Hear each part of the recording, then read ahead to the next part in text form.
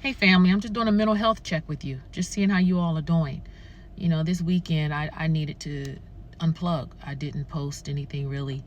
My husband took me to the farmer's market. I like going there to get vegetables and stuff. But check on your teenagers as well, you all. As people of color, it is a lot going on, right? I mean, we're used to bullshit. Let's be honest. But to see it and feel it. I've never felt it this way before. And I'm 54. So I'm sure had I been born during, of course, slavery or Reconstruction or Jim Crow, I would have felt it as well. But I remember the times growing up in the 70s and 80s and even the 90s where even though there were different political ideologies and both sides of the aisle might disagree, but they would still come together, agree to disagree. You understand? Politicians would argue in the halls of the Senate or in Congress, but then go out for beer in Georgetown. You understand? So I remember those days. Now what I'm feeling is a deep-rooted hatred from underneath. You understand?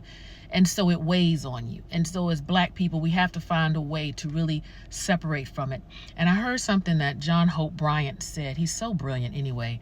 But he said something how you can't, and I'm paraphrasing, and forgive me, Mr. Bryant, if I don't say it exactly correct. But basically what he was saying was, you can't let other people, their ignorance or whatever they're going through, impact where you're going in life.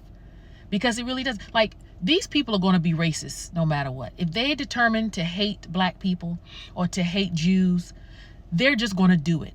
But they're not in my house. They're not in my inner circle, my inner sanctum. So why am I letting it impact me? And so that's why I said, you know what, Angela, I'm going to sort of change some of my commentary because I can't address racism is a whole different spirit than when I deal with, sometimes, I address certain men when they say certain things about Black women and hair and stuff. That's done a whole different level because that's still in our family, because that's still another Black person.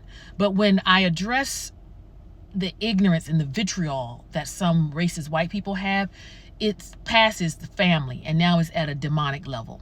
And so it pulls me out of my joy and I can't do it. And so the reality is I'm still going to always fight for justice and speak truth to power.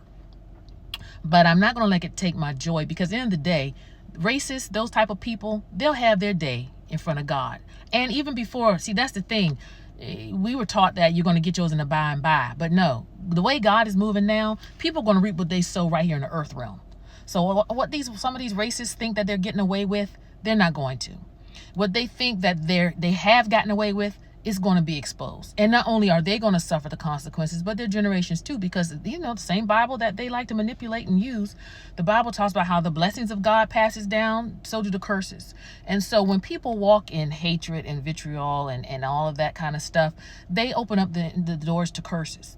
And so again, we're just going to sit back and watch the God be God, right? And so at the end of the day, I just wanted to check in on you all, family, and see how you're doing. Disconnect from these people, because at the end of the day, their time draweth nigh. This is a whole new season.